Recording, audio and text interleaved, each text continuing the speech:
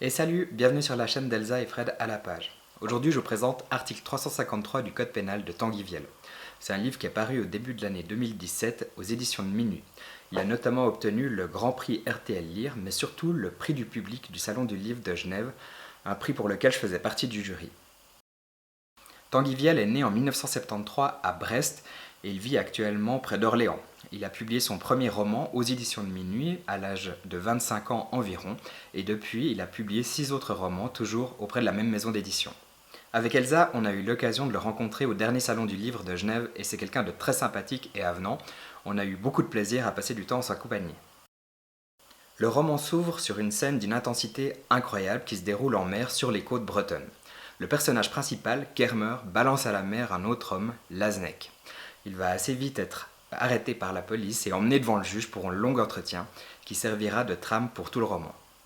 Lors de cet entretien avec le juge, Kermer est résigné et prêt à accepter son destin.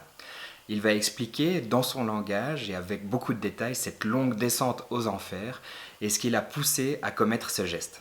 Et ces circonstances, ce sont d'abord son licenciement suite à la fermeture de l'Arsenal, le premier employeur de la région, puis son divorce et ensuite les relations difficiles qu'il entretient avec son fils. Mais ce qui l'amène au plus profond de son désespoir, c'est l'arrivée dans sa vie de Lasnek, ce personnage, cette canaille qui monte une immense escroquerie immobilière dans la région et qui va entraîner nombre de ses habitants dans la tourmente. C'est un livre que j'ai énormément apprécié et que je ne peux que recommander. Il a d'ailleurs beaucoup plu aux membres du jury du prix du public du Salon du Livre de Genève. Le roman est relativement court mais d'une très grande intensité et il saisit le lecteur du début jusqu'à la fin. On pense notamment ici à l'ambiance que le roman dégage, en particulier à cette première scène avec ce personnage qui en jette un autre à la mer et la description du paysage marin est absolument saisissante, on s'y croirait vraiment.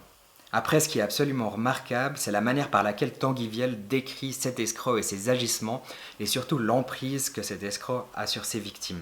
Et à l'inverse, c'est la manière dont il décrit ses victimes qui ont tout perdu, qui n'ont plus aucune chance de récupérer leur argent, mais qui se battent coûte que coûte et qui ne perdent jamais espoir et qui continuent d'espérer, de surnager dans ces situations terribles. Il y a là quelque chose de vrai et de totalement désespérant. Et un point qui est très intéressant également, c'est que l'auteur a décidé de placer toute la trame de son roman dans ce dialogue entre le juge et le prévenu.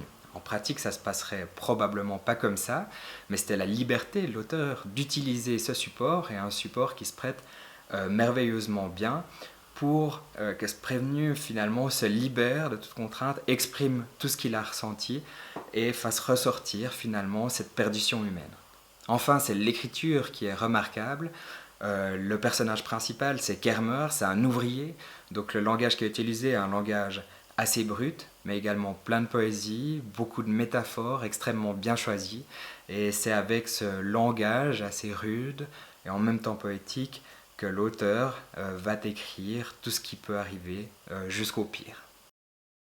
Sûrement, ce genre de type, j'ai dit au juge. Si on avait été dans un village de montagne ou bien dans une ville du Far West 100 ans plus tôt, sûrement on l'aurait vu arriver, à pied peut-être franchir les portes de la ville, à cheval s'arrêter sur le seuil de la rue principale. En tout cas, depuis le relais de poste ou le saloon, on n'aurait pas mis longtemps à comprendre à qui on avait affaire. Et peut-être vous, j'ai dit au juge, il y a 100 ans. Vous auriez plutôt été shérif, et dans votre poche, au lieu d'un code pénal appris par cœur, il y aurait eu un revolver ou quelque chose comme ça, quand peut-être le droit et la force n'étaient pas complètement séparés, si on peut dire que depuis ils ont été complètement séparés, et si on peut dire que ce fut une si bonne chose que ça, vu que désormais la force ou la violence, elles ont bien appris à se déguiser. Mais le fait est qu'on ne l'a pas vu arriver. Voilà, c'était article 353 du Code pénal de Tanguy Viel. Salut et à bientôt!